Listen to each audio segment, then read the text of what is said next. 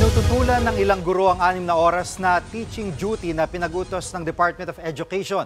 Apektado na raw ang kanilang kalusugan sa pagkabugbog sa trabaho. Nasa frontline ng balitang yan si Brian Basa. Gabi na, pero nasa eskwelahan pa rin si Teacher Linda Alfonso. 8 section ang tinuturuan niya at nagsisilbing librarian ng kanilang eskwelahan sa Quezon City. Sa isang araw, umaabot ng 12 oras ang duty niya sa paaralan. Binasa rin ni Teacher Linda ang mga hinaing sa group chat ng mga kapwa niya guro. Sabi niya, lahat ng teachers ay pagod. May ilan silang kasamahang apektado ang kalusugan dahil tambak ang trabaho. Kung makikita nyo nga ngayon ng mga my day ngayon ng teachers, may mga thermometer, may mga my day na nila ng mga gamot sa high blood kasi sobrang pigang-piga ang lakas ng teacher ngayon. Pero po ito, first time po si Teacher Michael Corpus naman, 17 taon ng guro, pero first time niya ngayong humawak ng 4 na subject sa 7 section sa isang eskwelahan sa Navotas. 9 na oras kada araw siya sa eskwelahan, pero 1 linggong pinagpapahinga ng doktor si Teacher Michael dahil sa overfatigue. Pagdating ko na ng pang-5 section, talaga ho, nahapo ho ako. Kaya parang naupo na lang muna ako sa isang tabi para magpahinga. Para ho akong nabinat.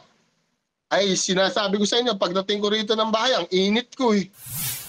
Ang paghihirap daw na ito ng mga guro dahil sa sobrang oras sa eskwelahan, alinsunod sa Department Order No. 5 ng Department of Education noong Abril. Pirmado ito ni dating DepEd Secretary at Vice President Sara Duterte.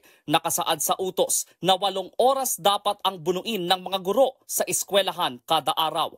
6 na oras dyan ang aktwal na pagtuturo. Ang natitirang 2 oras nakalaan sa ibang gawain gaya ng pagche-check ng mga exam at paggawa ng lesson plan na pwedeng gawin sa labas.